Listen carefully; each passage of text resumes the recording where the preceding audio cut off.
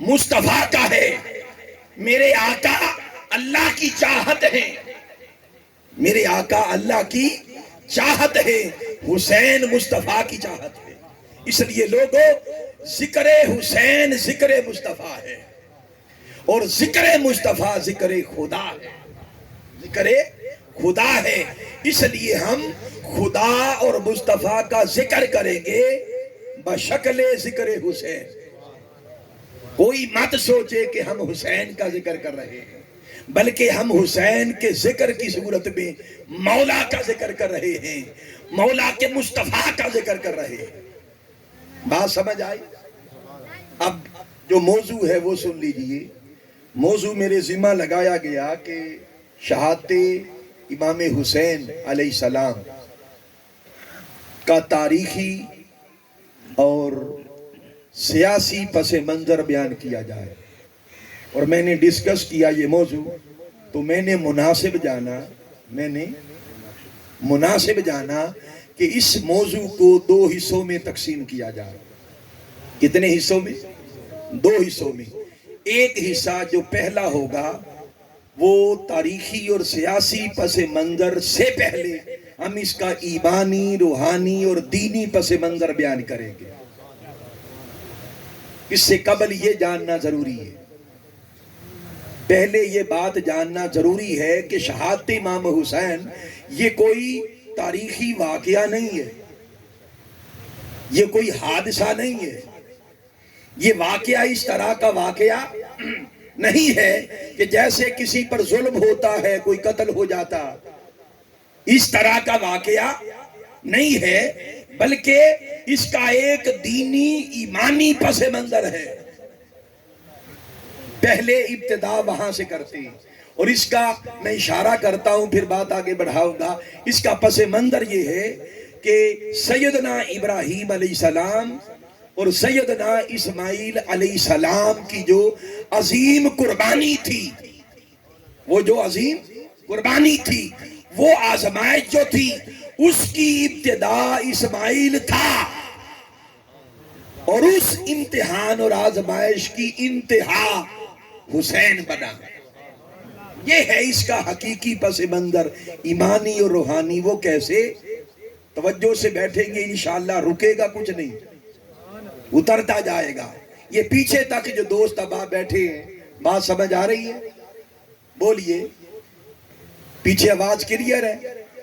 اب سنیے، اب داستان عشق و محبت، جس کو ڈاکٹر اقبال نے بھی کہا تھا کہ غریب و سادہ رنگی ہے داستان حرم، غریب و سادہ رنگی ہے داستان حرم، نہایت اس کی حسین ابتدا ہے اسماعیل۔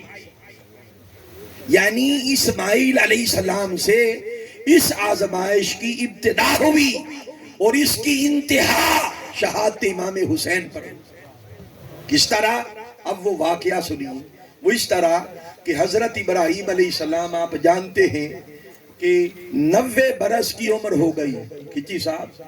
90 برس عمر ہو گئی، اور اولاد کوئی نہ تھی، اولاد نہ تھی۔ اللہ کے حضور دعا کی، رب حب لی من الصالحین، کہ باری تعالیٰ مجھے صالح پاک باز بیٹا عطا فرما۔ دعا کی۔ اب سوال پیدا ہوتا ہے کہ آج ہم لوگ بھی بیٹا ہی مانگتے ہیں نا؟ ایسی بات ہے، مانگتے ہیں تو بیٹا ہی مانگتے ہیں، بیٹی بھی اللہ کی نعمت ہوتی ہے، مگر ہم بیٹا مانگتے ہیں۔ اب سوال یہ پیدا ہوتا ہے کہ وہ نبی ہیں، نبی بھی بیٹا مانگتا، وہ یہ نہیں کہتا رب حب لی من الصالحات کہ نیک بیٹی عطا کر، نبی بھی کہتا ہے مولا نیک صالح بیٹا عطا کر۔ بھئی نبی جب بیٹا مانگتا ہے تو نبی کا بیٹا مانگنا اور ہے، اس کا معنی اور ہے، ہم جب بیٹا مانگتے ہیں تو اس کا مطلب کچھ اور ہوتا۔ فرق یہ ہے کہ ہم میں سے اگر کوئی بیٹا مانگے، اگر غریب ہو تو سہارا مانگتا، غریب ہو تو اپنے لیے سہارا مانگتا ہے، امیر ہو تو وارث مانگتا۔ اتنی جائیداد ہے، اتنا بینک بیلنس ہے، اس کو کون سنبھالے؟ تو امیر ہو تو وارث مانگتا بیٹا، بیٹا مانگتا یعنی وارث مانگتا، غریب ہو تو پھر وہ سہارا مانگتا۔ مگر لوگوں، وہ جو نبی ہوتا ہے، نبی کی وراثت دنیا نہیں ہوتی، نبی کی وراثت دین ہوتا۔ نبی کا بیٹا مانگتا ہے، وہ دنیا کا وارث نہیں مانگتا، وہ دین کا وارث مانگتا۔ نبی جانتا ہے کہ نبوت کا وارث اور دین کا وارث بیٹا ہوتا ہے، بیٹی نہیں ہوتی۔ انہوں نے عرض کیا کہ مولا 90 برس عمر ہو گئی، یہ جو چراغ نبوت جو تو نے میرے من میں روشن کیا ہے، اس نبوت کا وارث عطا کر، اس نبوت اور رسالت کا وارث عطا کر۔ جب انہوں نے دعا کی، اللہ نے قبول کر لی، اللہ نے قبول کر لی۔ اب یہاں پر ایک انسانی فطرت سمجھیے کہ جب انسان کی شادی ہو جاتی، جب انسان کی شادی ہو جاتی ہے تو 1 سال تو ہنستے کھیلتے گزر جاتا ہے، اور اگر اولاد نہ ہو، 1 سال تک اگر اولاد نہ ہو تو کیا بیتتی ہے، بندہ پریشان ہوتا ہے۔ اور 2 سال گزر جائے اور اولاد نہ ہو تو ٹینشن ہوتی ہے کہ نہیں؟ پھر 5 سال گزر جائے، اولاد نہ ہو تو پھر کیا ہوتا ہے؟ ساری توجہ پھر اسی طرف ہو جاتی ہے۔ اٹھتے بیٹھتے بندہ یہی سوچتا رہتا ہے، مولا کب اولاد دے گا، کب دے گا۔ اس کی طرف جو وقت گزرتا جاتا ہے، اس کی طلب اولاد کے لیے بڑھتی چلی جاتی ہے، اس کا فوکس صرف اولاد ہو جاتا ہے۔ وہ پریشان رہتا ہے، صبح و شام اٹھتے بیٹھتے چلتے پھرتے اس کی توجہ ادھر ہی رہتی ہے، دھیان اولاد کی طرف بڑھ جاتی ہے، طلب بڑھ جاتی ہے۔ 10 سال گزر جائیں، 15 سال گزر جائیں اور 20 سال گزر جائیں، اولاد نہ ہو، پھر کوئی اچانک کہہ دے کہ فلاں ڈاکٹر ہے، اس کے پاس جائیں، یہ دوائی لیں، اس ڈاکٹر کی دوائی لیں تو اللہ اولاد دے دیتا ہے۔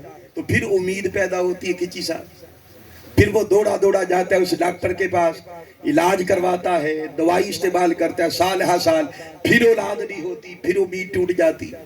پھر کوئی کہتا ہے فلاں حکیم ہے اور اتنی دور ہے، اتنے 100 میل کی مسافت ہے، یا کسی اور صوبے میں ہے، بہت دور ہے، وہ حکیم ہے، اس کی دوائی لو، وہ دیسی دوا دیتا ہے تو اللہ اولاد دیتا ہے۔ تو بندہ دوڑا پھر ادھر جاتا ہے، اور پھر جب اولاد نہیں ہوتی پھر کوئی کہتا ہے کہ فلاں بزرگ ہے، وہ تعویذ دیتا، وہ تعویذ دیتے ہیں، وہ دوڑا اس طرف جاتا ہے، کبھی اس در جاتا ہے، کبھی اس در جاتا ہے، کبھی اس در جاتا ہے۔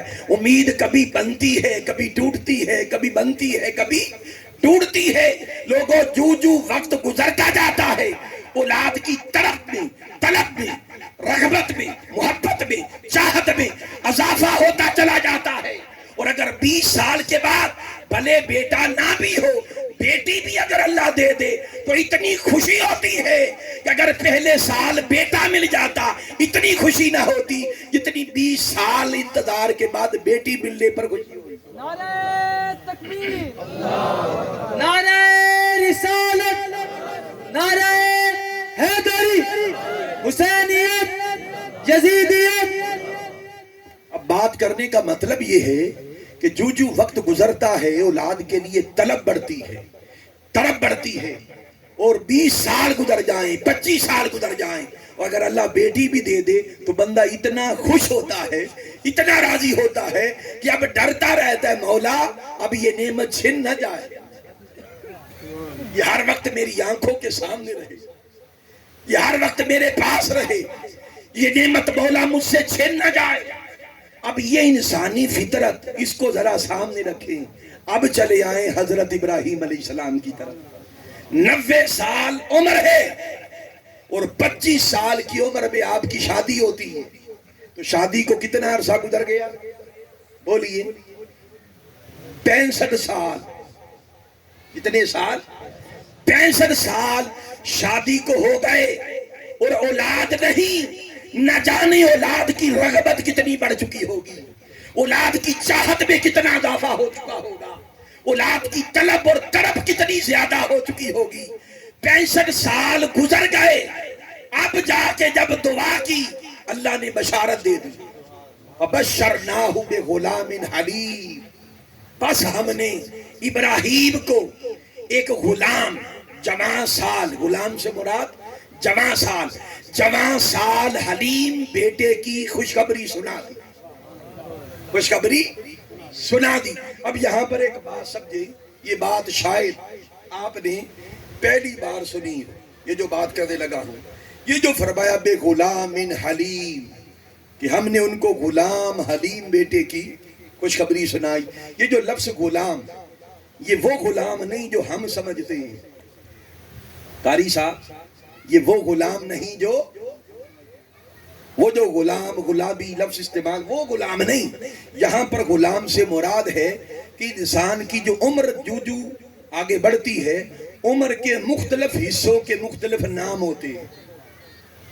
عربی میں ہر حصے کا ایک نام ہے، اور یہ بھی عمر کے ایک حصے کو غلام کہتے ہیں۔ کیا کہتے ہیں؟ غلام۔ یہ آپ کی اب معلومات میں اضافہ ہوگا، توجہ کریں۔ آپ نے یہ باتیں پہلے کبھی نہیں سنی ہوں گی، بس توجہ کریں، سنیں کہ جب بچہ پیدا ہوتا اور 2 سال سے چھوٹا ہوتا، 2 سال سے چھوٹا بچہ جو ہو اس کو عربی میں کہتے ہیں صبیٌ۔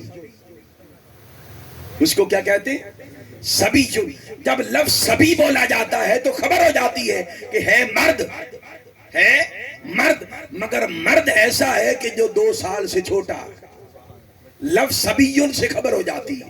پھر جب وہ بچہ 2 سال کے اوپر چلتا، 2 سال سے لے کر 10 سال سے نیچے اگر ایک دن بھی کم ہو، 2 سال سے لے کر 10 سال کے نیچے تک یہ جو دورانیہ ہوتا ہے، اس عمر میں بچے کو پھر صبیٌ نہیں کہتے، پھر اسے کہتے ہیں طفل۔ کیا کہتے ہیں؟ طفل۔ طفل، اور طفل کا معنی ہوتا ہے شرارتی بچہ۔ اس کا معنی کیا؟ شرارتی بچہ۔ اور پھر جب وہ بچہ پھر جب 10 سال کے اوپر جاتا ہے تو 15 سال کی عمر کے نیچے یہ جو دورانیہ ہوتا ہے اسے کہتے ہیں غلام۔ اسے کیا کہتے ہیں؟ غلام۔ اور جب 15 سال سے بڑا ہو جاتا ہے اور 20 سال سے چھوٹا ہو تو پھر اسے کہتے ہیں شباب۔ اسے کیا کہتے ہیں؟ شباب۔ جس طرح امام حسن و حسین کے لیے فرمایا الحسن والحسین سیدہ شباب اہل الجنہ۔ میرے آقا نے فرمایا کہ میرے حسن اور حسین جنت کے ان جوانوں کے سردار ہوں گے کہ جو شباب ہوں گے، یعنی جن کی موت 15 سال سے لے کر 20 سال کے دورانیے میں جن کی موت ہوگی، وہ شباب جو ہوں گے ان کے سید اور آقا اور سردار جنت میں حسنین کریمین ہوں گے۔ آپ نے یہ لفظ بھی سمجھ لی، آج حدیث میں یہ سنتے تو ہوں گے، اب آپ کو خبر ہو گئی کہ شباب سے مراد کون سے جوان، جن کی عمر 15 سال کے اوپر اور 20 سال کے نیچے ہو اسے کہتے شباب۔ اور پھر جس کی عمر 20 سال کے اوپر ہو اور 40 سال سے نیچے ہو پھر اسے کہتے رجل۔ کیا کہتے ہیں؟ راجلون، راجالون، رجل کہتے ہیں، پختہ مرد، پختہ مرد۔ پھر جب عمر 40 سال کے اوپر جاتی ہے 60 سال تک کی، اس دورانیوں کو کہتے ہیں کاہولن۔ کیا کہتے ہیں؟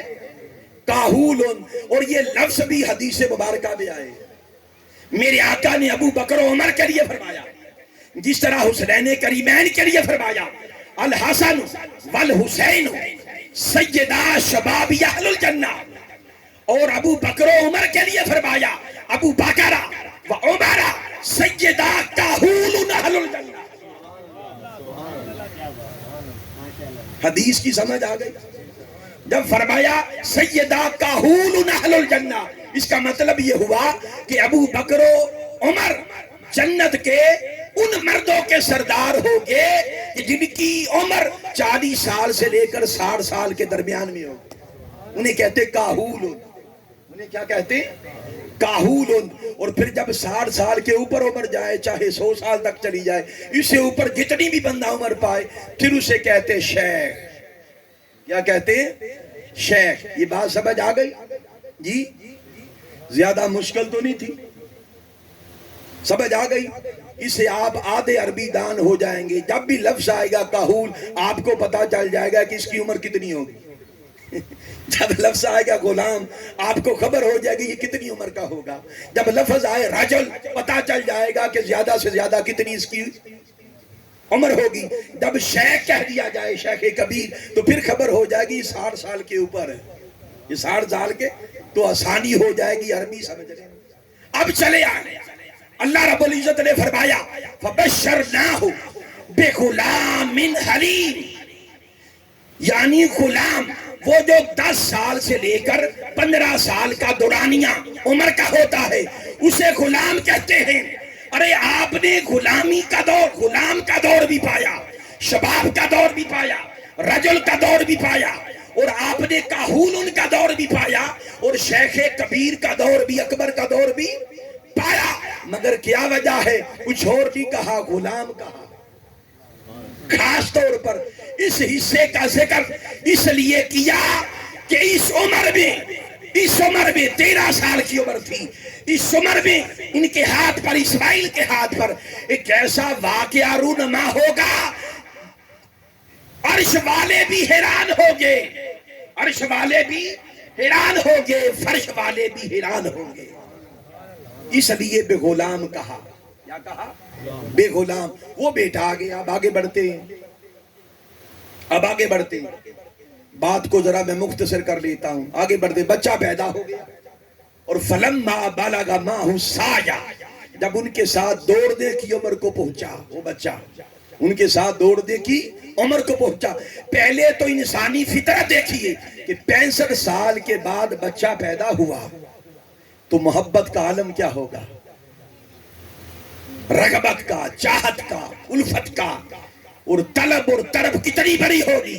اور جو بچہ پیدا ہوا عام بچہ نہ تھا، وہ پیکر حسن بھی تھا، پیکر جمال بھی تھا، پیکر خوبی بھی تھا، پیکر کمال بھی تھا. ان کی محبت ابراہیم کے دل میں گھر کر گئی. آواز آئی کہ ابراہیم یہ ٹھکانہ تو ہمارا تھا، یہ ٹھکانہ تو ہمارا تھا، یہ گھر تو میرا تھا، اس گھر میں کسی اور کو بسا لیا ہے. فرمایا میرے بندے، ایک میری چاہت ہے، ایک تیری چاہت ہے، ایک میری چاہت ہے، ایک تیری چاہت ہے. تیری چاہت وہ ہے جس کے پیچھے تو چلے گا تو تباہ ہو جائے گا، اور میری چاہت وہ ہے کہ جب تو میری چاہت کے پیچھے چلے گا تو میں وعدہ کرتا ہوں تیری چاہت بھی تجھے مل جائے گی، تیری چاہت بھی تجھے مل جائے گی اگر تو میری چاہت کے پیچھے چلا. لیکن اگر تو اپنی چاہت کے پیچھے چلا، بندے کی چاہت کیا ہے؟ دنیا. بندے کی چاہت ہے مال دنیا، بندے کی چاہت ہے دنیا کا مال، دنیا کے اسباب، اولاد، رشتے، ناتے، بہن بھائی، یہ سب دنیا ہے. فرمایا دنیا کے پیچھے چلا تو یہ دنیا تجھے خراب کرے گی، دنیا تجھ کو برباد کر دے گی. اور جب تو میری چاہت کے پیچھے چلے گا تو پھر کیا ہوگا؟ تیری چاہت بھی تجھے مل جائے گی، تیری چاہت بھی تجھے مل جائے گی. اب یہاں پر ایک واقعہ میرے ذہن میں آ رہا ہے، بڑا ایمان افروز واقعہ. بھئی بات سمجھ آ رہی ہے؟ اب وہ سنیے کہ امام حسن بصری کو اللہ نے ایک منظر دکھایا کہ ایک بڑھیا تھی، بڑی بوڑھی عورت اور بڑی ہی بدصورت عورت. اتنی بدصورت کہ ایسی بدصورت عورت آپ نے زندگی میں کبھی نہیں دیکھی. وہ بدصورت عورت آگے بھاگی جا رہی ہے اور پیچھے سارا مجمع لگا ہوا ہے، مرد ہیں، عورتیں، جوان ہیں، بچے ہیں، بوڑھے، سارے اس کے پیچھے پیچھے ہانپتے بھاگے چلے جا رہے ہیں. اور اس پر نہ تھکاوٹ طاری ہوتی، نہ تھکتی ہے، وہ ہنستی جاتی ہے. جب وہ ہنستی ہے تو اس کی اتنی مکروہ مسکراہٹ، اتنی بدصورت، مگر لوگ پاگل پڑے ہیں، اس کے پیچھے ہوئے پڑے ہیں. آپ نے اس کو روکا، فرمایا روک، تو شے کیا ہے؟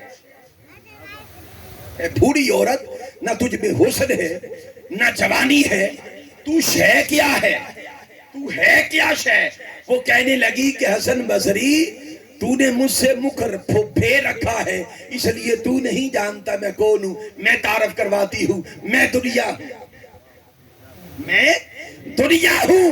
میں کبھی کسی کے ہاتھ میں نہیں آئی، میں کبھی کسی کی نہیں ہوئی، جو میرا ہو کر زندگی گزارتا ہے میں اسی طرح اسے دوڑاتی ہوں، اس کو دوڑاتی ہوں، اس کو خراب کرتی ہوں، میں کبھی کسی کے ہاتھ میں نہیں آئی۔ لوگوں، اس دنیا میں بڑے بڑے شہنشاہ ہوئے، فرعون ہوئے، شداد ہوئے، حمان ہوئے، اور اسی طرح نمرود ہوئے، جو بھی دنیا سے گیا خالی ہاتھ، دنیا نے کسی کے ساتھ وفا نہیں کی۔ فرمایا میں کسی کی نہیں ہوتی، تو رب ذوالجلال نے فرمایا کہ ابراہیم ایک میری چاہت ہے، ایک تیری چاہت ہے، اور مراد ہر انسان ہے، ہر بندہ، کہ بندے اگر اپنی چاہت کے پیچھے چلا تو تباہ ہو جائے گا، میری چاہت کے پیچھے چل، جب تو میری چاہت کے پیچھے چلے گا تو پھر کیا ہوگا، تیری چاہت بھی تجھے مل جائے گی۔ جب یہ مقام دیکھا اللہ نے تو عالم رویا میں خواب میں دیکھا۔ کس نے دیکھا خواب؟ حضرت ابراہیم علیہ السلام نے۔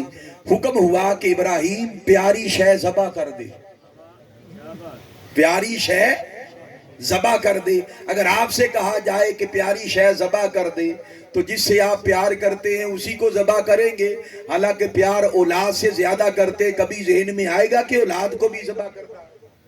بولی 1000 اونٹ ذبح کر دیے۔ کتنے اونٹ؟ 1000 اونٹ ذبح کر دیے۔ اگلے دن پھر خواب آیا، ابراہیم پیاری شے، پیاری شے۔ اگلے دن 2000 اونٹ اور ذبح کر دیے۔ قربانی یاد رکھ لو، اور سنت ابراہیمی جانور کو ذبح کرنا نہیں ہے، مولا کی چاہت کی چھری سے اپنی چاہت کو ذبح کرنا، یہ سنت ابراہیمی ہے۔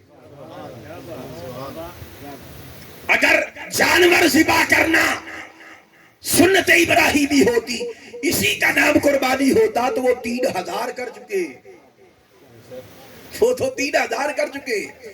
تیسرے دن خواب آیا، اب خواب نکھر کر سامنے آ گیا، اپنے بیٹے کو ذبح کر رہے۔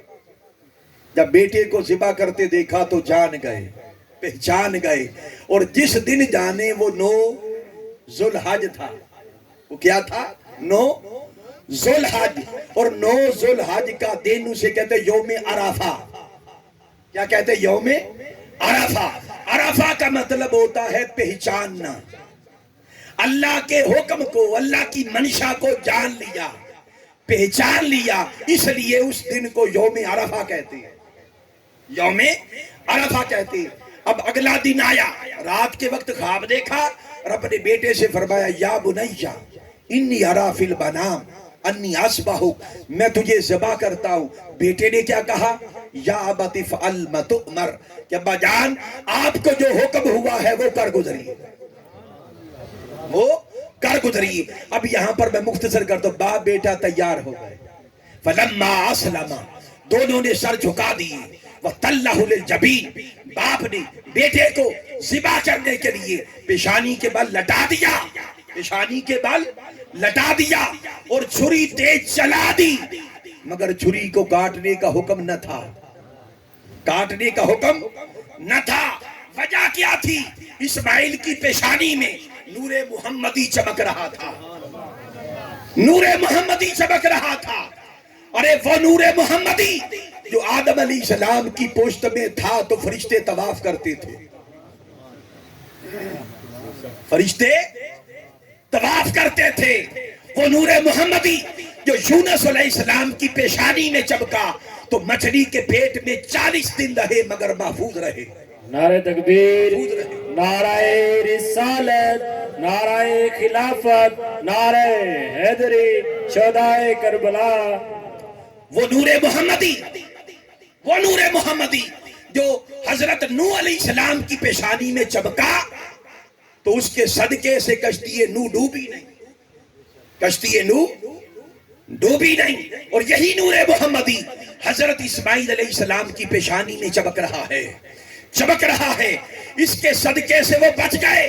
چھری کو کاٹنے کی اجازت نہ تھی۔ حضرت ابراہیم نے فرمایا یا سکینن، اے چھری تیرا کام کاٹنا ہے، کاٹتی کو نہیں۔ چھری نے کہا رب جلیل کہتا ہے کہ نہ کاٹوں، خلیل کہتا ہے کہ کاٹوں، میں کیا کروں، میں کیا کروں؟ فرمایا تیرا کام ہے کاٹنا، تو اپنا کام کر۔ تو کہنے لگی وہ چھری آگ کا کام بھی تو جلانا تھا، آگ کا کام بھی تو جلانا تھا۔ جس آگ نے آپ کو جلانے سے جس خدا نے روک دیا، آج اسی خدا نے کاٹنے سے مجھے روک دیا۔ میں بے بس ہوں، میں کیا ہوں؟ بے بس ہوں۔ بس حضرت ابراہیم نے کیا کیا؟ یہ خیال کیا کہ پتہ نہیں میری قربانی قبول ہی نہیں ہو رہی۔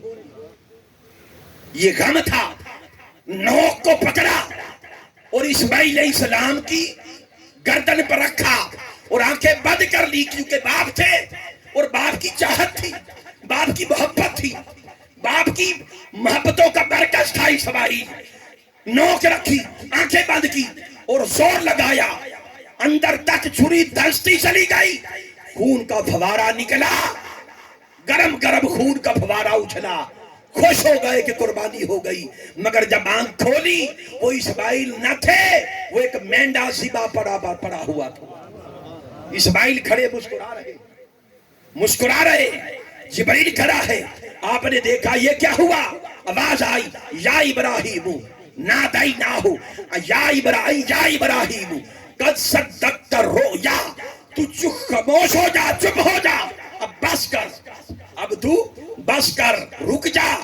تو نے اپنا خواب سچ کر دکھایا ہے، تو نے اپنا خواب سچ کر دکھایا۔ مولا یہ جو قربانی کا حکم ہوا تھا کہ میں اپنی اولاد کو، اپنی چاہت کو ذبح کروں، اپنی چاہت کو ذبح کروں، فرمایا کہ اسماعیل تیری چاہت ہے مگر نور محمدی اس کی پیشانی میں چمک رہا ہے، اور ان کی نسل سے نبی آخر زمان پیدا ہوں گے۔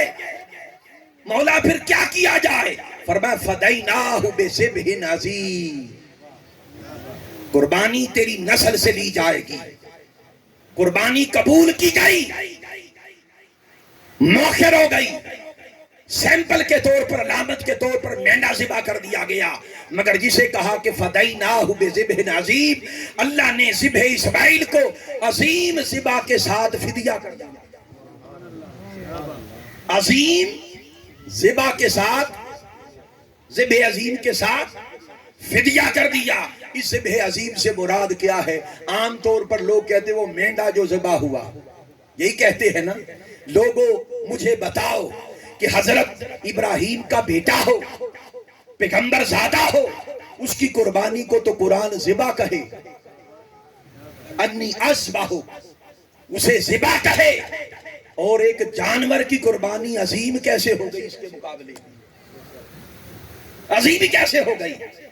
تو ذبح عظیم وہ قربانی بنتی ہے جو تعلق میں، محبت میں، چاہت میں، رغبت میں، طلب میں اسماعیل سے بڑھ کر ہو، اسماعیل سے بڑھ کر ہو۔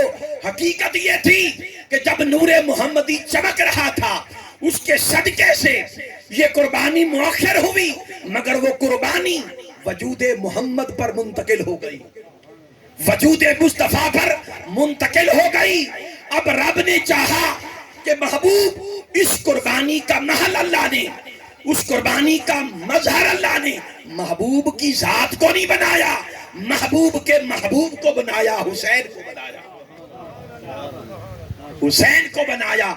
یہ ہے شہادت امام حسین کا ایمانی، روحانی اور دینی پس منظر۔ یہ تسلسل تھا اس قربانی کا، اور حسین آج قربانی دے کے در حقیقت ذبح عظیم بننے والا تھا۔ ذبح عظیم کیسے؟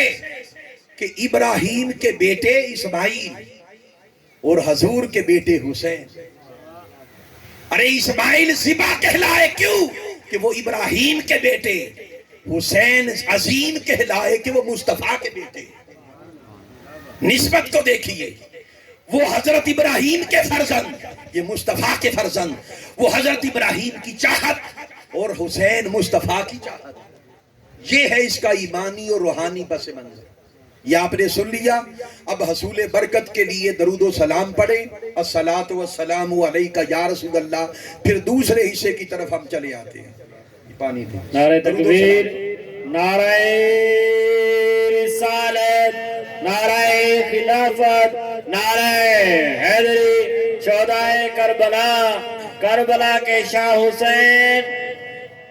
اس عظیم سعادت کے لیے حسین کو چن لیا گیا، اس عظیم منصب کے لیے حسین کو چن لیا گیا. اب اس کے پس منظر میں تاریخی واقعات کیسے رونما ہوئے اور سیاسی اس کا پس منظر کیا ہے، اب وہ سنیے. آقا، میرے آقا نے اپنی حیات مبارکہ میں امت کو بتا دیا تھا کہ بعد میں میرے بعد کیا کیا ہونے والا ہے، کیا کیا ہونے والا ہے. اور انہی باتوں میں سے ایک حدیث جو بیان کرنے لگا ہوں، اس کو امام حاکم نے اپنی کتاب امام حاکم نے بیان کیا المستدرک میں. اسی طرح اس کو امام احمد بن حنبل نے اپنی مسند میں بیان کیا. پھر اسی طرح امام طبرانی اپنے طرق اور اپنے اسانید میں اس حدیث مبارکہ کو لائے. اور اس کے جو راوی ہیں، زیادہ تر راوی، زیادہ مقامات پر جو راوی ہیں، ان کا نام ہے حضرت سفینہ رضی اللہ تعالیٰ عنہ. یہ حضور کے غلام ہیں، اور کتابوں میں آتا یہ حضور کے غلام نہیں تھے، یہ در حقیقت ام المومنین حضرت ام سلمہ کے غلام تھے. اور انہوں نے آزاد کر دیا تھا کہ میں آپ کو آزاد کرتی ہوں، مگر ہر لمحہ حضور کے ساتھ رہنا، حضور کی قربت میں رہو، حضور کی خدمت میں رہو. یہ ہر وقت صحابی حضور کی خدمت میں رہتا تھا. اور سفینہ ان کا اصل نام نہیں تھا، ان کا نام تھا رومان. ان کا نام کیا تھا؟ رومان. مگر سفینہ نام اس طرح پڑا کہ ایک بار جنگی بیڑے میں بیٹھے تھے، صحابہ کرام کے ساتھ ایک غزوے پر گئے ہوئے تھے، تو وہاں پر آپ نے بہت سا سامان اٹھایا ہوا تھا. ایک صحابی نے اور سامان ان پر لاد دیا. پہلے اتنا سامان بوجھل ہے، چل رہے ہیں، کسی نے اور سامان لاد دیا، مگر چل پڑے.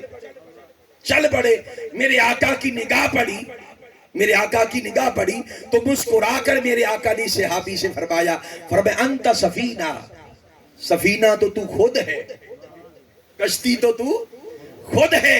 اس دن سے آپ نے فرمایا کہ لوگو مجھے میرے نام سے نہ پکارا کرو، جو نام میرے مصطفیٰ نے دیا اس نام سے پکارا کرو.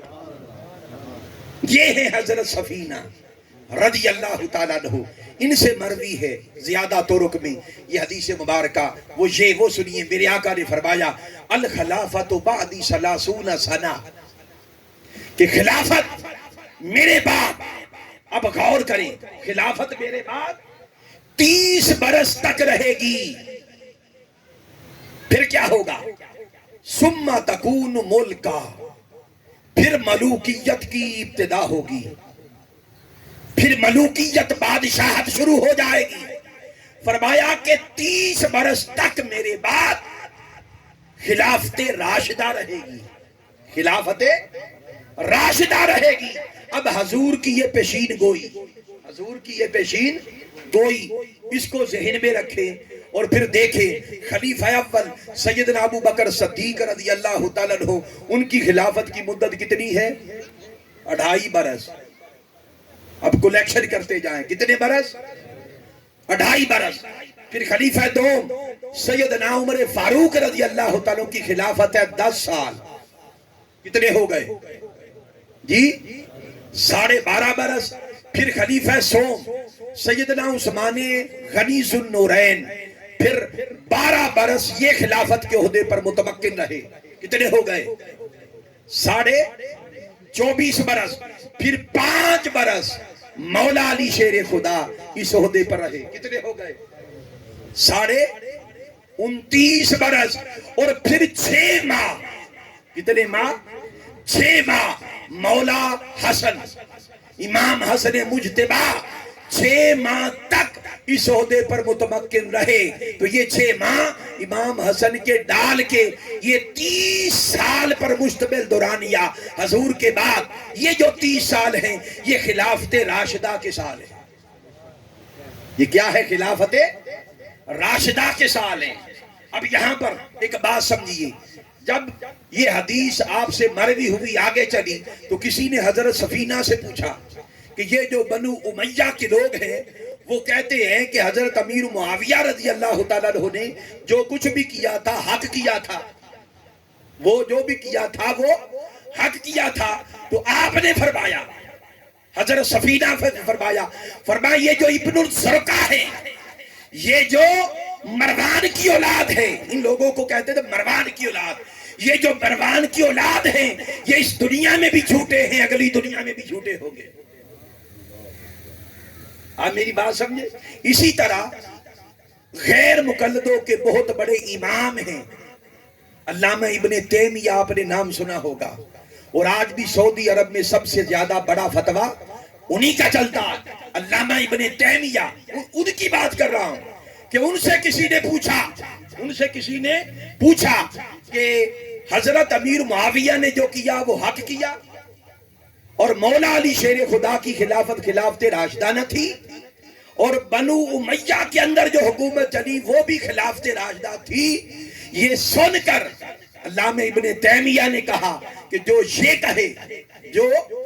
یہ کہے کہ حضرت علی بھی حق پر، حضرت امیر معاویہ بھی حق پر، اور خلافت بنو امیہ میں چلتی رہی، جو بندہ یہ باتیں کہے فرمایا وہ اپنے گھر میں پلنے والے گدھے سے بھی زیادہ بے وقوف ہے، اپنے گھر میں پلنے والے گدھے سے بھی زیادہ بے وقوف، کند ذہن اور گمراہ شخص ہے جو ایسی بات کرے۔ چنانچہ آگے سنیے، یہ 30 برس خلافت راشدہ کے ہوئے، اور آقا نے فرمایا ثم تکون ملکا، پھر ملوکیت کی ابتدا ہوگی، یعنی خلافت راشدہ جو منہاج علی النبوت پر تھی، ریاست، اس کا اختتام ہو جائے گا۔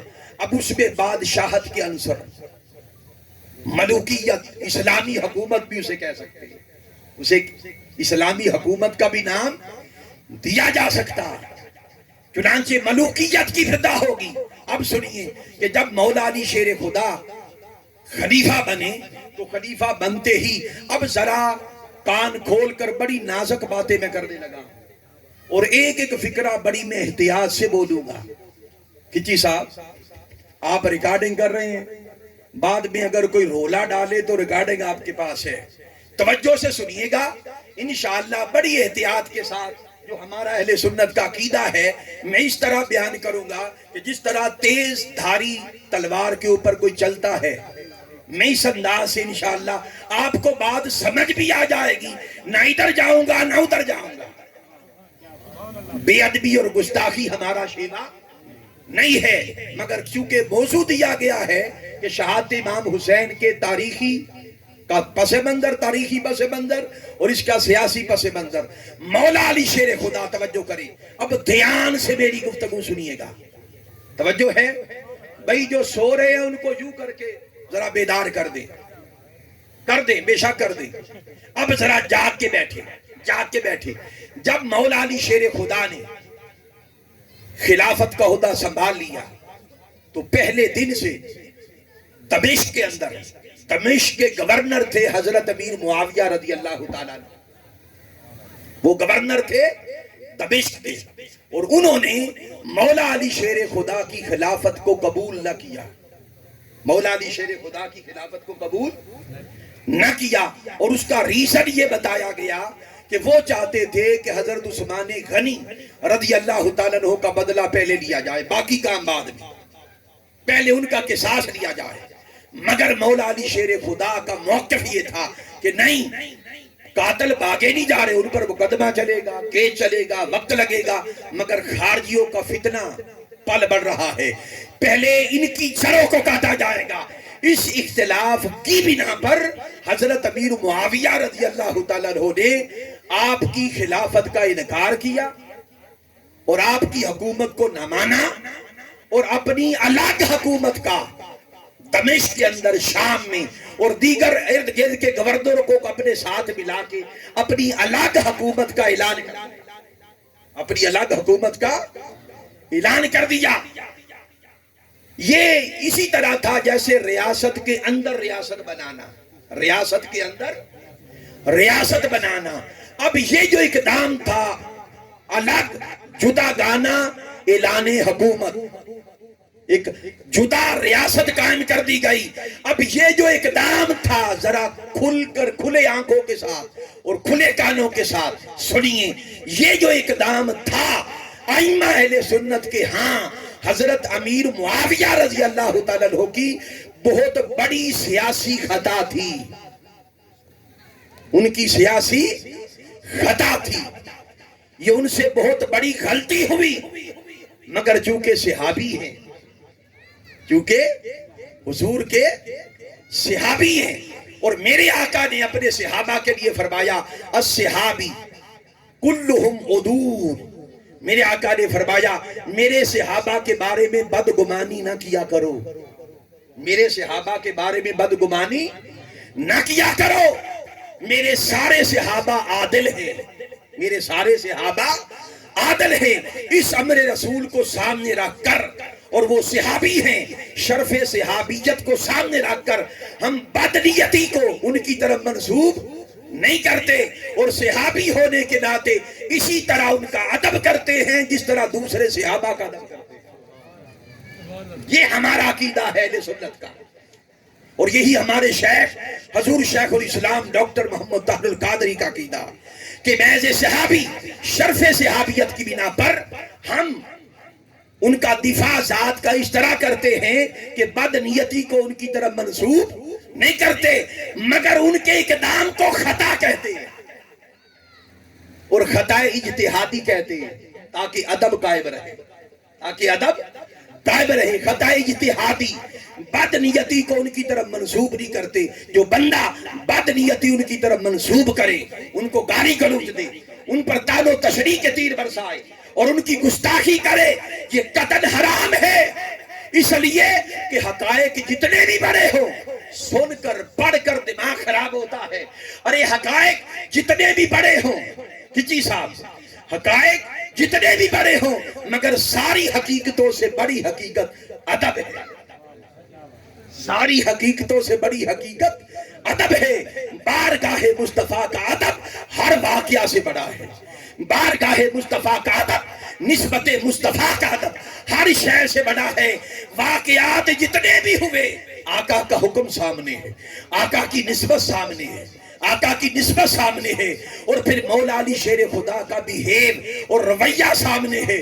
مولا علی شیر خدا نے کبھی زندگی میں حضرت امیر معاویہ رضی اللہ تعالیٰ عنہ کو برا بھلا نہیں کہا، امام حسن مجتبیٰ نے کبھی برا بھلا نہیں کہا، مگر اس کے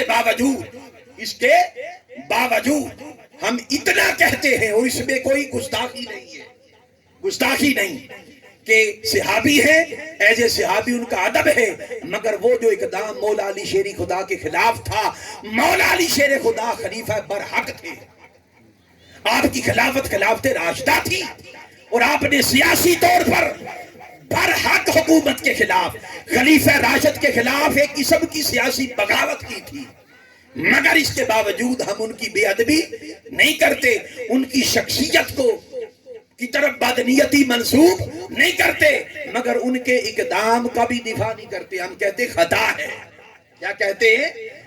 یعنی ہم گڈ بڈ نہیں کرتے، یہ نہیں کہتے کہ ادھر بھی حق تھا، ادھر بھی حق تھا۔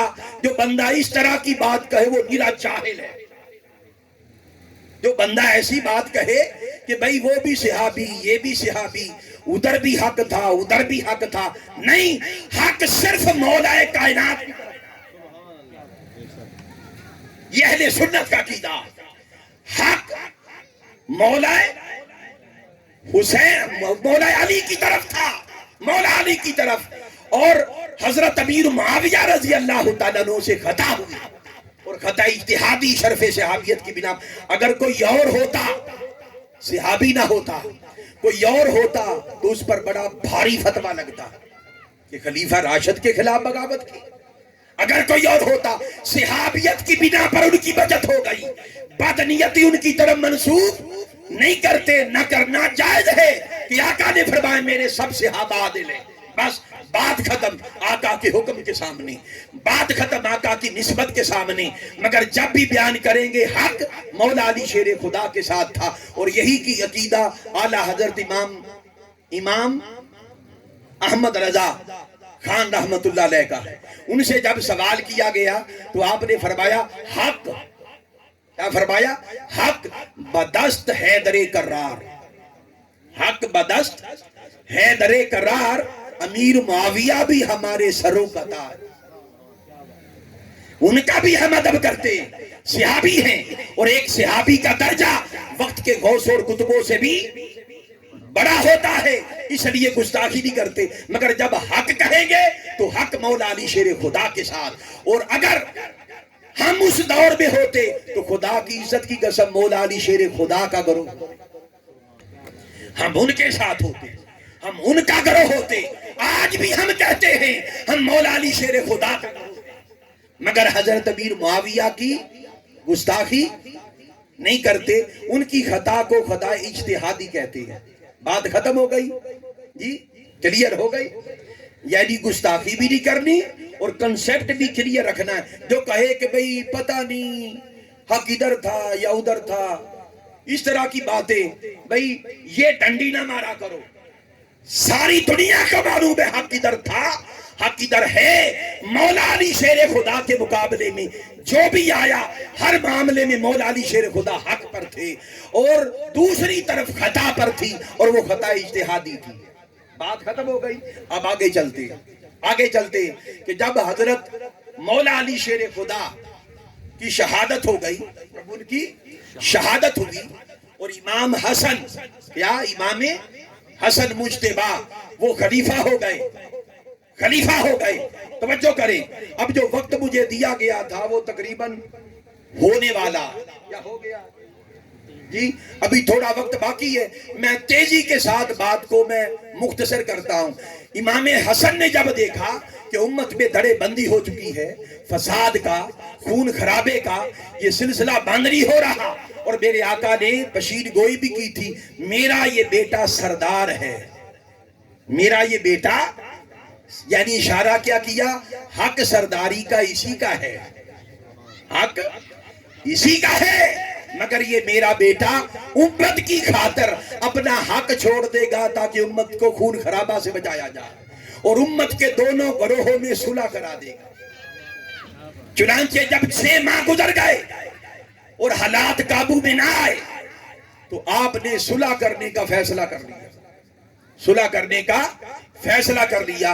حضرت امیر معاویہ رضی اللہ تعالیٰ عنہ کو بلایا گیا، امام حسن بیٹھے، دیگر صحابہ، جلیل القدر صحابہ بیٹھے۔ اب ایک معاہدہ طے پایا۔ کیا معاہدہ طے پایا؟ معاہدہ۔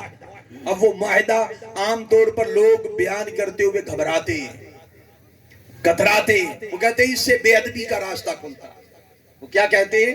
بھئی بے ادبی کا راستہ کیوں کھلے گا؟ جو حقائق ہے بے بیان کیے جائیں، جو کنسپٹ ہے وہ کلیئر کیا جائے۔ معاہدہ یہ پایا، ان میں سب سے بڑی شک یہ تھی کہ آپ خلافت کے عہدے کو سنبھالیں۔ خلافت عرف عام میں خلافت راشدہ ختم ہو گئی جب امام حسن نے وڈرا کر دیا۔ 30 برس گزر گئے تھے، جب جیسے وڈرا کیا تو 30 برس گزر چکے تھے، خلافت راشدہ اختتام کو پہنچی، پھر حضرت امیر معاویہ خلیفہ ہو گئے اور معاہدہ یہ طے پایا کہ آپ حکومت کریں، مگر جب آپ کا دور حکومت گزر جائے تو پھر یہ حکومت، یہ تخت امت کے لیے آزاد چھوڑ دیں، پھر امت جس کو چاہے اپنا خلیفہ بنا لے، پھر شورا فیصلہ کرے گی کہ آپ کے بعد خلیفہ کون ہوگا۔ معاہدہ طے پا گیا اور اس معاہدے کے دوران حضرت امیر معاویہ کی حکومت ختم ہونے سے پہلے امام حسن مجتبی کو شہید کر دیا گیا۔ جب آپ کو شہید کر دیا گیا، وہ جو معاہدہ تھا، کچھ ادھر سے ملے، کچھ ادھر سے ملے، کچھ ادھر سے مشیر ملے، حضرت امیر معاویہ رضی اللہ تعالیٰ پر بوجھ بڑھا، اور اس کی ایک وجہ اور بھی تھی، توجہ ہے، وہ وجہ کیا تھی کہ اسلام سے قبل بنو امیہ اور بنو ہاشم کی لڑائیاں ہوتی آ رہی تھی، ان میں چپکلش تھی، ان میں آپس میں تعصب تھا، لڑائیاں تھی، اور اس کے اثرات اسلام کے بعد بھی قائم تھے۔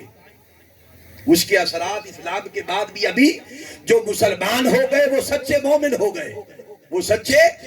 ہو گئے، مگر اثرات طبیعت میں، بشری تقاضوں میں اثرات تھوڑے بہت ابھی موجود تھے، اس لیے اس معاہدے پر کہ اپنے بعد کسی کو جانشین مقرر نہیں کریں گے معاہدہ تھا، مگر اس معاہدے پر عمل نہ کر سکے، اس معاہدے پر عمل نہ کر سکے، اور اپنی زندگی میں ہی اپنے بیٹے یزید کو تخت نشی کرنے کا فیصلہ کر لیا۔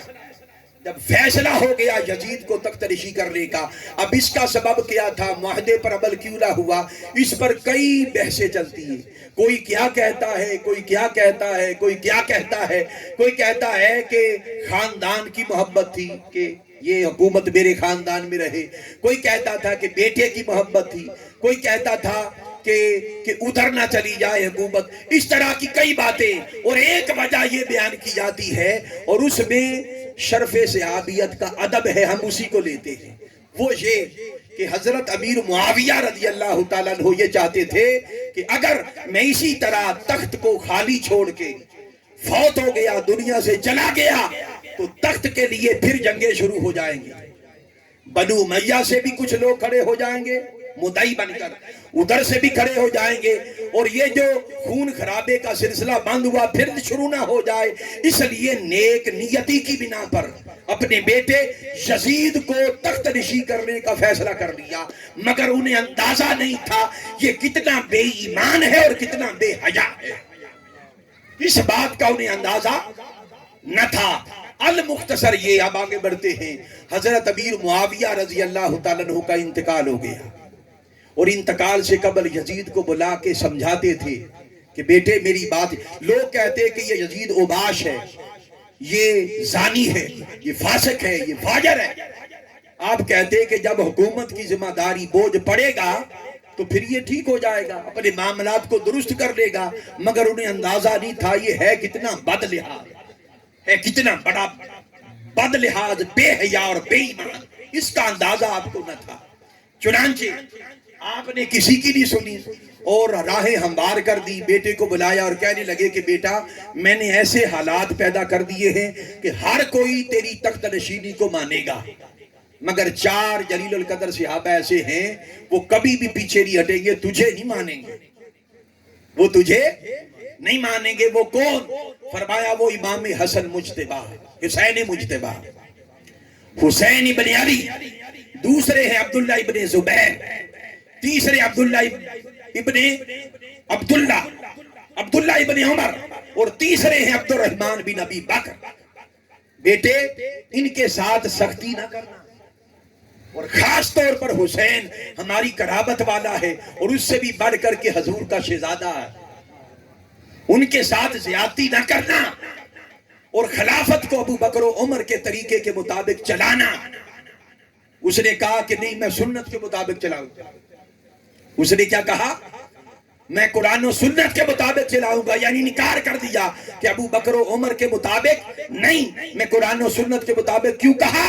تاکہ قرآن و سنت کے احکامات میں اپنی من مانی تعویلیں کر سکے۔ چنانچہ آپ کا وصال ہو گیا، یزید تخت نشی ہو گیا، تخت نشی ہوتے ہی اب اس نے خط لکھا، اس نے خط لکھا کس کے نام؟ ولید بن عقبہ جو مدینہ کا گورنر تھا، ان کے نام خط لکھا، اور خط کب لکھا گیا؟ جب 60 ہجری کی ابتدا ہوئی، جب 60 ہجری کی۔ اب یہاں پر ایک ایمان افروز حدیث سنیے، حضرت ابو ہریرہ رضی اللہ تعالیٰ عنہ بیان کرتے ہیں، فرمایا لوگوں میں نے اپنے آقا سے 2 طرح کے علم پائے ہیں، ایک علم وہ ہے جو تمہیں بتا دیتا ہوں، اور ایک علم وہ ہے جو تمہیں اس ڈر سے نہیں بتاتا کہ اگر تمہیں بتایا تو تم تو فتویٰ لگا کے میرا ہی قتل کر دو گے، میرا حلق کاٹ دو گے، اس لیے نہیں بتاتا۔ گویا کچھ حقائق ایسے بھی ہوتے ہیں کہ جب ان سے پردہ اٹھایا جائے تو فتوے لگ جاتے، فتوے لگ جاتے، اور ہر دور میں جس نے بھی وہ جو حقائق جو چھپے ہوئے ظاہر کیے اس پر فتوے لگے، امام اعظم پر فتوے لگے، سیدنا امام محمد بن حنبل پر فتوے لگے، ہر مجدد پر ہر دور میں فتوے لگتے رہے، اور ایسا ہی ہر زمانے میں ہوتا رہا، اور کوئی مجدد کوئی مفکر اہل سنت کا ان فتووں سے نہیں بچا۔ امام اعظم کی وفات بھی جیل کوٹری کے اندر ہوئی تھی، امام نسائی کی شہادت بھی اس وجہ سے ہوئی تھی، اور اسی طرح آج کے اس دور پرفتن میں اسی وجہ سے فتوے ہمارے شیخ حضور شیخ الاسلام پر بھی لگتے مگر کوئی پرواہ نہیں، بڑوں پر لگے، اگر آپ پر بھی لگے تو کیا بات ہو، فتوے لگتے ہی ہوتے۔ چنانچہ آپ فرماتے، آپ سے کسی نے، آپ کے دوست نے پوچھا کہ ان راز کی باتوں میں سے کوئی ایک راز کی بات بتا دے۔ فرمایا اچھا تمہیں بتا دیتا ہوں، وہ راز کی بات یہ کہ میرے آقا اکثر دعا کیا کرتے تھے، اعوذ باللہ من راس ستینہ و عمارت الصبیان، میرے آقا اکثر دعا کرتے تھے کہ باری تعالیٰ میں 60 ہجری کی ابتدا سے تیری پناہ مانگتا ہوں، و عمارت الصبیان، اور 9 مرد چھوکروں کی عمارت اور حکومت کے زمانے سے تیری پناہ مانگتا ہوں۔ اب 60 ہجری کی ابتدا، اس سے حضور پناہ مانگے اور حضرت ابو ہریرہ پناہ مانگے، بازاروں میں چلے پھرے وہ کہیں اللہم لا تدرکنی لا تدرکنی 60 سنہ ولا عمارت الصبیان، مولا میں 60 ہجری کا زمانہ ہی نہ پاؤں۔ 59 ہجری میں وصال ہو گیا، دعا قبول ہو گئی۔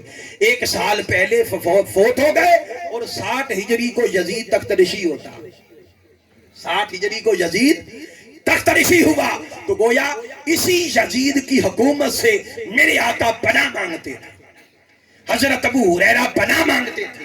اور پھر وہ جو دوسری شرط بیان کی، یزید کو جب تخت نشین کیا تو یزید کیا تھا؟ لعنتی تھا، شرابی تھا، زانی تھا، فاسق تھا، فاجر تھا، بے ایمان تھا، بد لحاظ تھا، بے حیا تھا، ساری خرابیاں اس میں تھی۔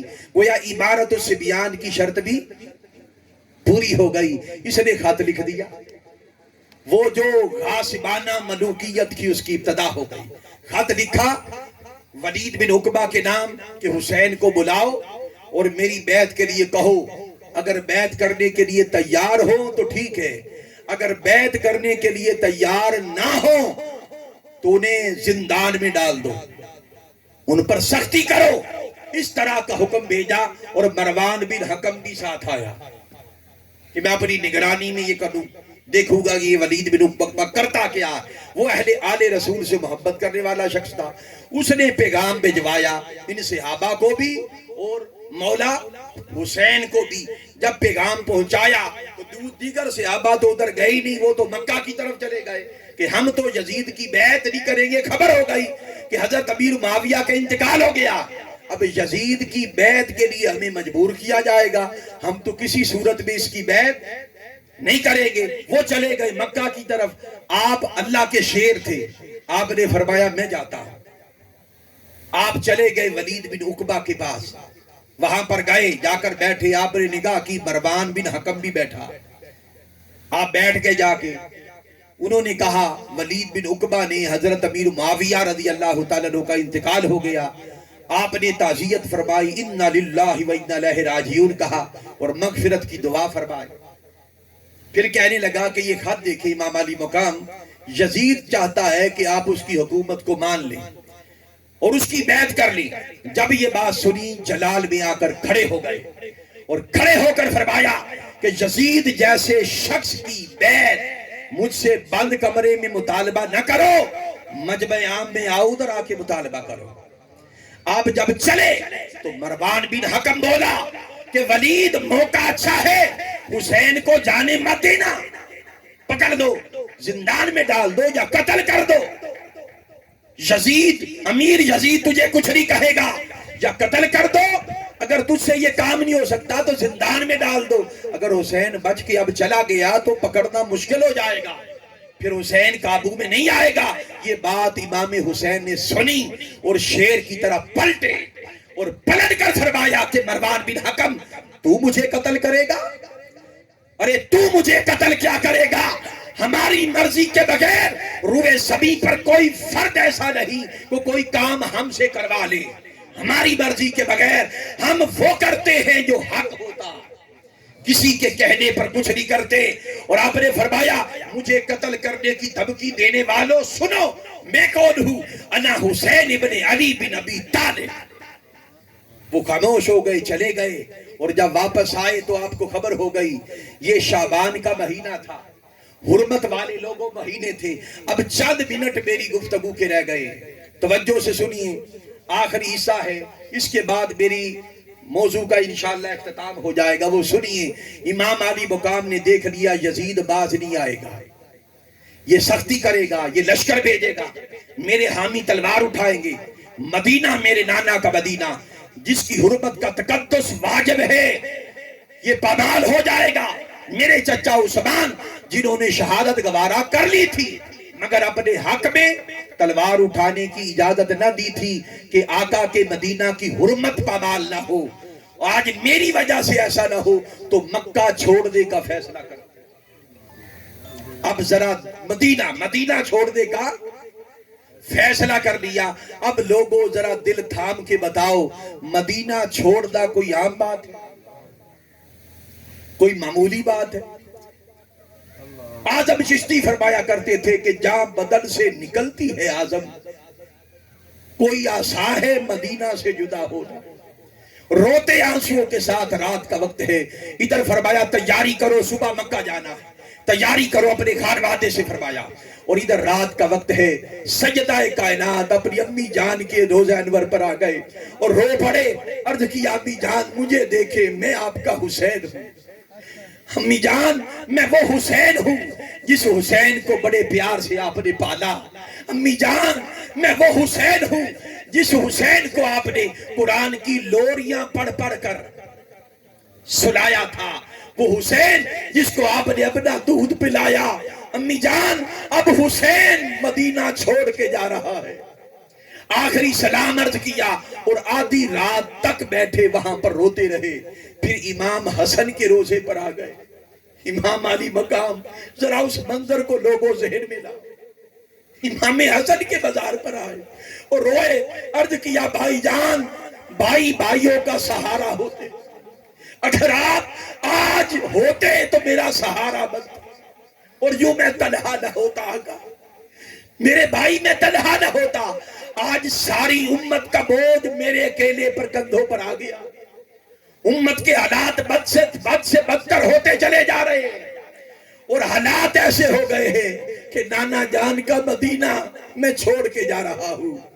آخری سلام عرض کیا, پھر آ گئے نانا جان کے روزہ پر اور حضور کے روزے سے چھوڑ گئے, چمٹ گئے, زاروں کے تار روئے. عرض کی نانا جان آپ کا حسین آیا ہے, وہ حسین جس کی خاطر آپ نے اپنے ابراہیم اللہ کے سپرد کر دیا تھا, مجھے لے لیا تھا. نانا جان وہ حسین جس کو آپ نے زبان چسا کے پالا, جس کو کندھوں پر بٹھا کے پالا, جس کو مدینہ کے بازاروں اور گلیوں میں پھرا کے پالا, اور جس کے ناز اٹھائے, لاڈ اٹھائے, جو نماز میں پشت پر سوار ہو جاتا تو نماز کا نظام رک جاتا. نانا جان وہ حسین آیا ہے. آپ کی امت کا ایک ظالم گروہ مجھے آپ کے قدموں میں رہنے کی اجازت نہیں دیتا, رہنے کی اجازت نہیں دیتا. آخری سلام عرض کیا اور آخری سلام عرض کر کے پھر چلے اور اپنے خاندان کے افراد کو ساتھ لیا. نعرہ تکبیر, نعرہ رسالت, نعرہ خلافت, نعرہ حیدری, ثنا خان مصطفیٰ. ماشاءاللہ ماشاءاللہ. اب سنیے, ساتھ لیا, مکہ میں پہنچے, وہاں پر 4 مہینے رہے. اب میں اختتام کر رہا ہوں. اب وہ جو تھا ذبح عظیم کا وعدہ, ذبح عظیم, وہ وعدہ پورا کرنے کا وقت آ رہا تھا. 4 مہینے مکہ میں رہے اور ابھی 1 یا 2 دن تک مختلف تاریخی حوالے ہیں, 1 یا 2 دن حج میں رہتے تھے مگر حج چھوڑ دیا. کیوں کہ خبر ہو گئی تھی کسی بھی وقت لشکر آ سکتا ہے. حاجیوں کو بچایا, امت مسلمہ کو بچایا, حج کو بچایا اور امت کو خون خرابے سے بچایا, اور کوفہ کی طرف کوچ کر گئے. مگر ان ظالموں نے راستے میں امام علی مقام کو چٹیل بیابو گیا میدان میں گھیر لیا. اس کا نام کرب و بلا تھا. اور یہ کرب و بلا, وہ جب نام سنا یہ کرب و بلا ہے, یہ کرب و بلا ہے. بچپن کے واقعات ذہن میں آ گئے کہ نانا جان اسی میدان کا ذکر کیا کرتے تھے. ارے حسین نے وہاں پر ڈیرا لگایا, خیمے لگا لیے کہ یہی ہمارے سفر کی آخری آرام گاہ ہے. انتظار کر رہے تھے اسی وقت کا. 56 سال سے اسی لمحے کا انتظار تھا کہ کب کرب و بلا کا وقت آئے گا اور کب پردہ اٹھے گا اور مولا کا دیدار ہوگا اور جلوہ حق نصیب ہوگا. اس وقت کا انتظار. قربان جائیں حسین تیرے صبر پر. 56 برس صبر کیا اسی شہادت کے وقت کے لیے. اب یہاں پر آخر میں آپ کو میں ایک میسج دینا چاہتا ہوں کہ لوگوں، ایمان حب آل محمد کا نام ہے. ایمان حب آل رسول کا نام ہے. میں گارنٹی کے ساتھ کہہ رہا ہوں، میں ابھی ادھر ہوں، اگر کسی کو شک ہو تو علیحدگی سے مل لے. میں گارنٹی کے ساتھ کہہ رہا ہوں، ایمان نمازوں کا نام نہیں ہے لوگوں. نماز حج اور زکات ادا کرنے کا نام نہیں ہے. نماز عبادات کا نام نہیں ہے. ایمان، میں ایمان کی بات کر رہا ہوں. ایمان اور شے ہے، عبادات اور شے ہے. ارے نماز خود ایمان نہیں ہے، بلکہ ایمان ہو تو نماز قبول ہے، ایمان ہو تو روزہ قبول ہے، ایمان ہو تو حج قبول ہے.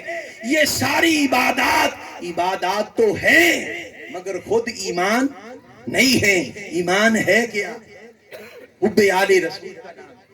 وہ اس طرح کربلا کا منظر دیکھو، 2 لشکر ہیں، ایک لشکر یزیدی ہے اور ایک لشکر حسینی ہے. نمازیں ادھر بھی ہیں، نمازیں ادھر بھی ہیں، اذان ادھر بھی ہے، اذان ادھر بھی ہے. تکبیر اولا جماعت کے لیے ان کی بھی فوت نہیں ہوتی، تکبیر اولا ان کی بھی فوت نہیں ہوتی. ارے نمازیں دونوں طرف ہیں مگر ایمان صرف ادھر ہے جدھر حسین. ایمان صرف ادھر جدھر حسین ہے. ادھر نمازیں تو ہیں مگر حسین نہیں ہے، حسین نہیں ہے. لوگوں ایمان ادھر ہے جدھر حسین ہو. وہ لوگ نمازیں تو پڑھتے تھے مگر ان بدبختوں کو یہ معلوم نہیں تھا کہ نماز میں اگر حسین پر سلام نہ ہو تو نماز ہی نہیں ہوتی. 17 عمرہ کرنے والے لوگ بھی ادھر تھے مگر ایمان نہ تھا. اس لیے لوگوں، تحریک منہاج القرآن کا میسج یہ ہے اور حضور شیخ الاسلام ڈاکٹر محمد طاہر القادری کا میسج یہ ہے کہ لوگوں آؤ، اگر ایمان چاہتے ہو تو حضور کی آل سے جڑ جاؤ، حضور کی آل کی محبت میں فنا ہو جاؤ، حضور کی آل کی اطاعت میں فنا ہو جاؤ. آل رسول کی محبت مل گئی تو وقت کے فتنوں سے بچ گئے اور تمہارا ایمان محفوظ ہو گیا. جو آل رسول سے دور ہوگا وقت کے فتنوں کا شکار ہو کر گمراہ ہو جائے گا. اللہ تعالیٰ سے دعا ہے کہ ہم سب کو ہدایت عطا فرمائے اور آپ سب کو فکر حسینی عطا فرمائے. فکر حسینی ہی اصل ایمان ہے اور یہی دین ہے. اور جن دوست احباب نے اس محفل پاک کو سجایا ہے اللہ تعالیٰ سب کی سعی و کاوش اپنی بارگاہ میں قبول فرمائے. وما علینا الا البلاغ.